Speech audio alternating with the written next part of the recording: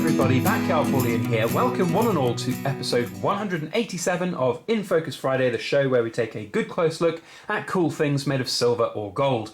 Last week it was a pair of coloured coins from the Perth Mint, the Lunar Monkey and Monkey King. If you've not checked that video out, there's a link as always down in the description below.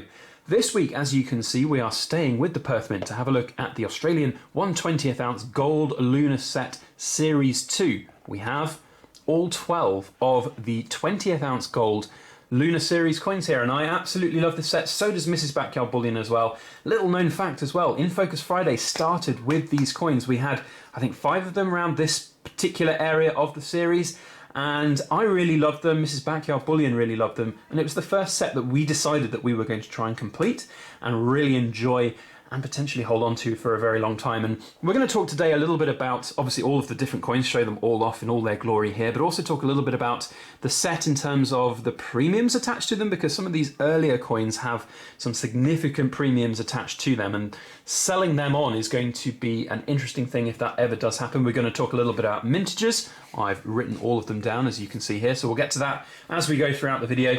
It's a really interesting series, and one which I think we can actually learn quite a lot from in the future of Perth Mint Lunar series, other coin series as well. We can see some of the economics of premiums and how they work, and the mintages and scarcity of some of these. So let's have a little bit of a zoom in, and we're going to start getting these out to have a quick look. So where else to start but the Lunar mouse? Now, I was not stacking when this series came out. So for those who don't know, the Lunar Series 2 started in 2008 from the Perth Mint with the year of the mouse here. And this is by far and away the single most expensive piece of gold per weight that I have ever purchased. When plugging it into my spreadsheet, it's about a 500% premium over its weight in gold, which is obviously quite the premium to have on a tiny piece of gold.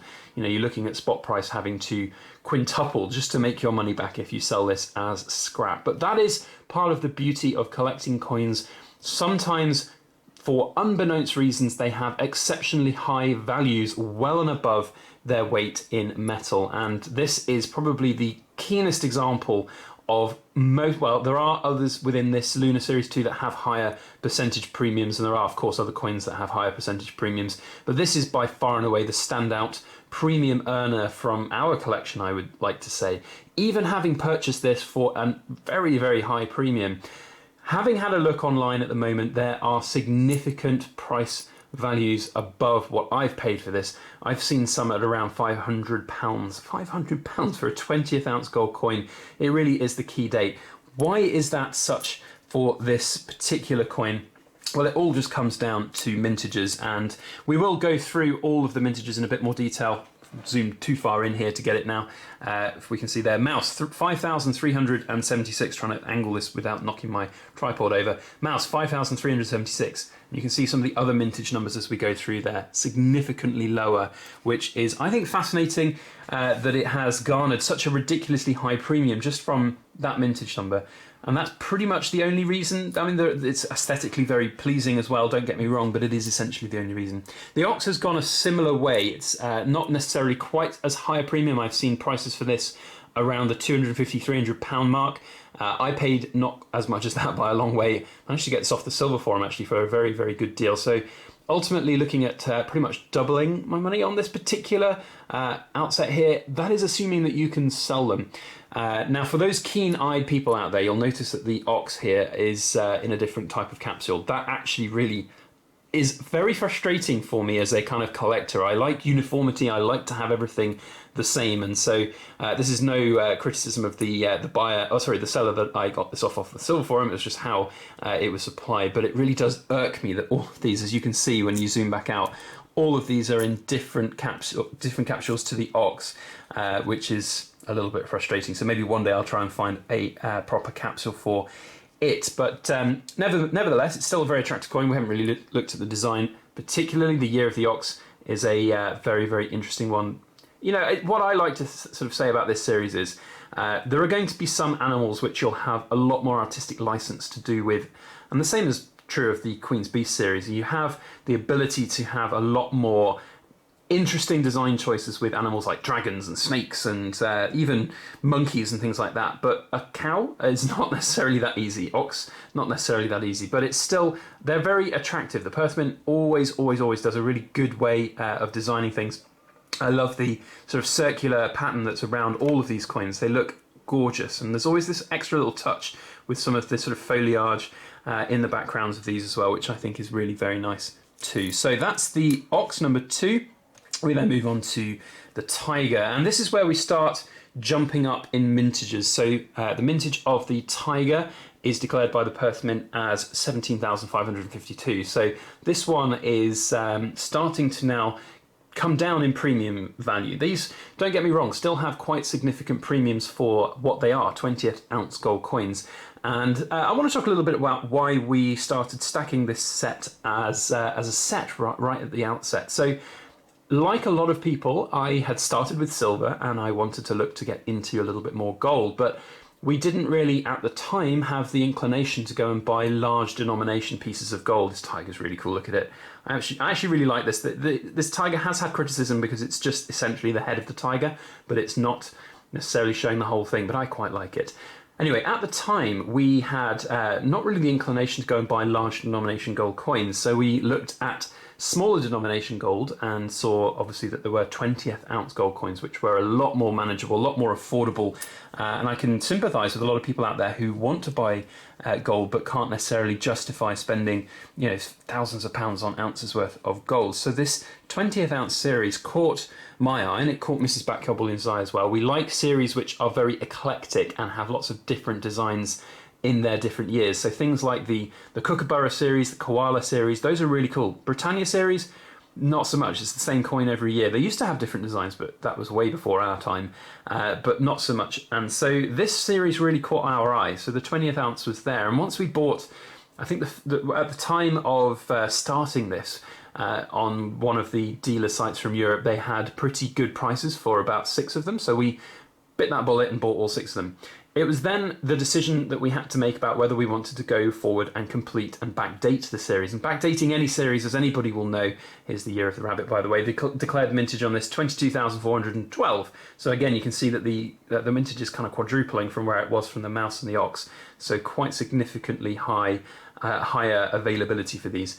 And so as anybody will know, with backdating a series and finishing series, there's an interesting kind of dilemma that you'll often face, which is, do you go full hog and backdate everything? Do you just continue to stack from where you were and have an incomplete series? Now, the inner collector in me would always be a little bit irked by that, but there are series where it's just not practical, or it's just not on the cards for your strategy. However, we did decide in this one that it was going to be worthwhile doing. I felt that at the time when going and backdating the more expensive ones, which were, I think, essentially the Tiger, Ox and Mouse for us. We got in, I think, around the year of the Rabbit, when that was still at a decent price point. So we went and we did that. I have no regrets in doing that. As I said earlier, when we've looked at those other coins, they have had premium growth since I bought them. Whether or not we're going to release that premium growth, I don't exactly know how or where or when we might do that, but or even if we would do that, because we love this series quite a lot. So yeah, interesting decisions to be had in the future, but we decided to stack this series. We love it. Here's the year of the dragon. Mintage on this one, 23,322, so the highest to date of all of these. I actually really like this dragon. It's very attractive. It's what I like about these is that they're all quite simple. They have the shiny version of the actual animal in them, and then they have just a plain background. The simplicity of that actually really speaks quite a lot, because it focuses on the actual design of the animal itself, the design of that particular year of whatever animal it might be, and you really get to do exemplify and showcase it, which I think is very, very cool. Remember, these are 20th ounce of gold each, so really, really small coins. I hope the camera is kind of doing it justice, and you can see quite how small they are compared with the fingers here in the frame of the camera, and the camera does have a little bit of a hard time focusing on them, but they are really attractive, and I do think that that's a really interesting sort of size of coin to have.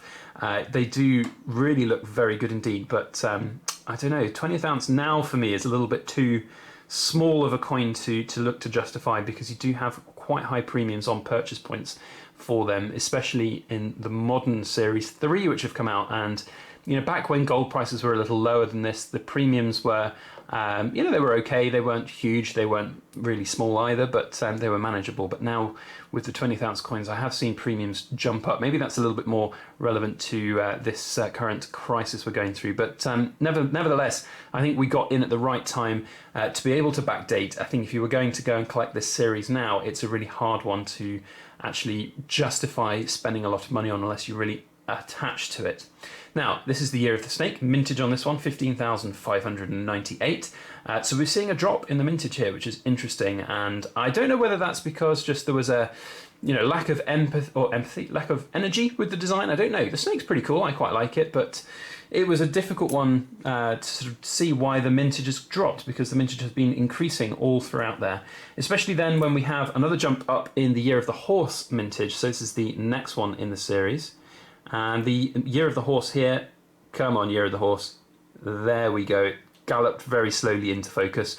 The year of the horse is probably my least favourite of these coins, I would say. There are so many really nice designs here, but I don't like the angle that the horse is running at there. I think that there could have been some different sort of design choices, different angles that they could have done for this one, which is a little bit of a shame, but it's my least favourite. 20,879 mintage on this one. So again, it's hovering around those 20,000 marks, which is quite nice. Now, one thing that I have noticed about just gold and silver generally since my time here on YouTube, I started making videos back in 2016, but I started stacking gold and silver back in 2015.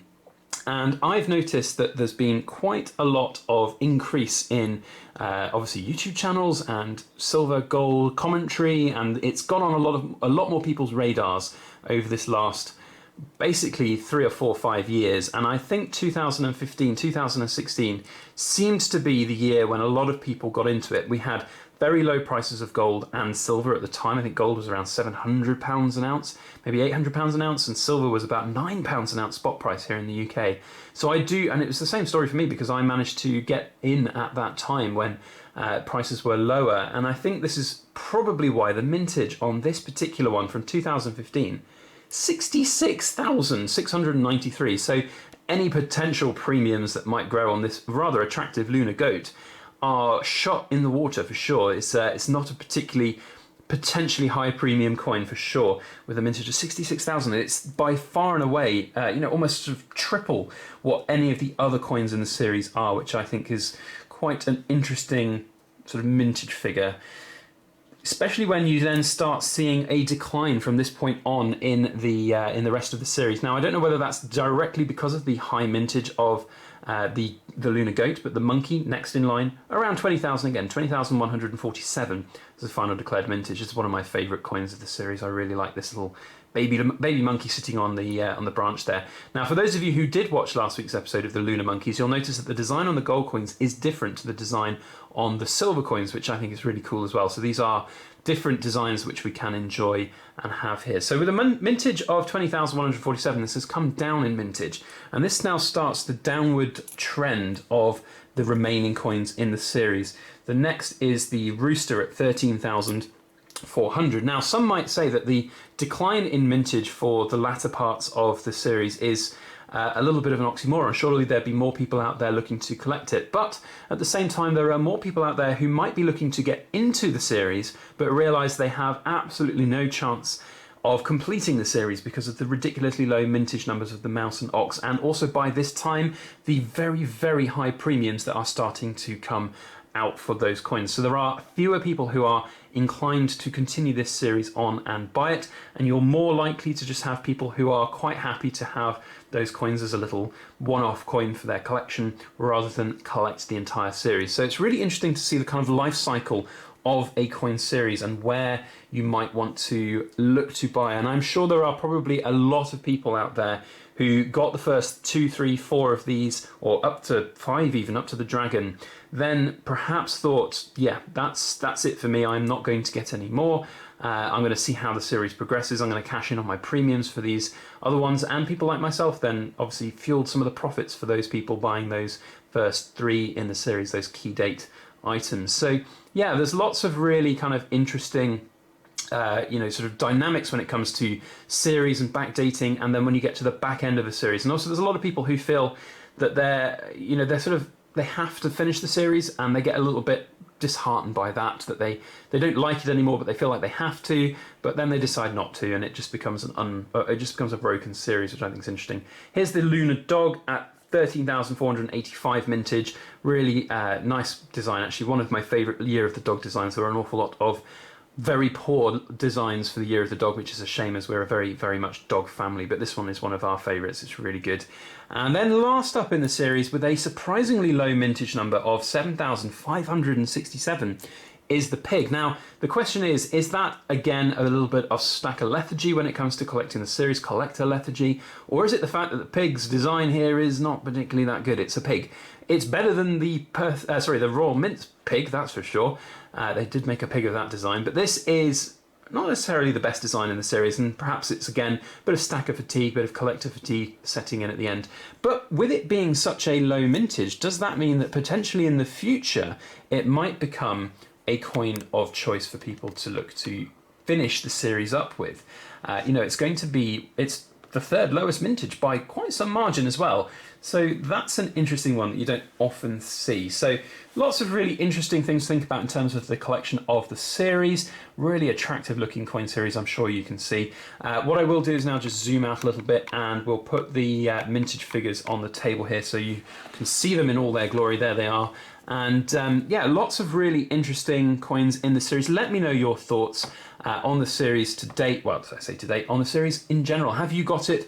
Do you have any inclination to get it? The question that we have here in the Backyard Bullion household is, if we do ever decide to look to sell this series, how and where do we sell it? Because they do not come up very often. And having researched for this video, I really cannot find. I found one website that stocks the mouse, and that's at about £500. That's the Belgian bullion dealer goldsilver.be, which I've used an awful lot, and in fact bought some of these particular coins off in the past. So, lots of interesting questions about how and where you might look to sell this series, whether or not those price points that we're seeing on various dealer websites are practicable.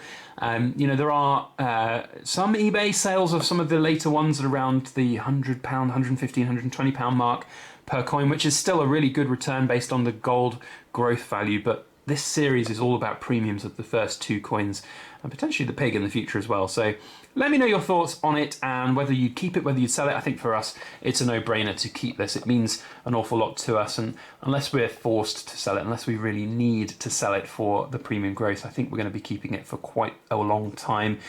Maybe one day we'll cash it in for some more sort of bullion grade gold, but I think for the time being we're going to really enjoy it. And we've got this display box obviously as well. You might well have seen that it's seen better days. Sorry, it was bought like this. This was a second-hand box bought for really cheapest chips price, just to keep them in. Maybe one day we'll upgrade to a nicer box or have a special box commissioned or something, but it is what it is. You see a huge scratch on the bottom there.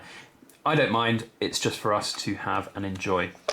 That really annoying capsule doesn't fit in the hole. That's the last thing that really irks me. So if anybody knows where I can find one of these nice 20th ounce Perth Mint capsules for the ox here, then do let me know. That would probably be the only thing that I'd be left to buy in this series. Anyway, I've rambled on and waffled on long enough. Gosh, nearly 20 minutes now for this video, but I think this series really deserves it because I really love it and I really enjoy it, and so does Mrs. Backyard Bullion, and I hope you guys do as well. So please let me know your thoughts down in the comment section. If you enjoyed the video, thumbs up, share it around on your social media. That would be very helpful for everything we do here on the channel. My usual shout out to all key workers and healthcare workers out there doing a fantastic job to keep us healthy and safe. Thank you for all of your hard work. Otherwise, stay happy, healthy and safe as can be out there in this crazy world. We'll see you on the next one. Please make sure that you like, share, comment and subscribe for more.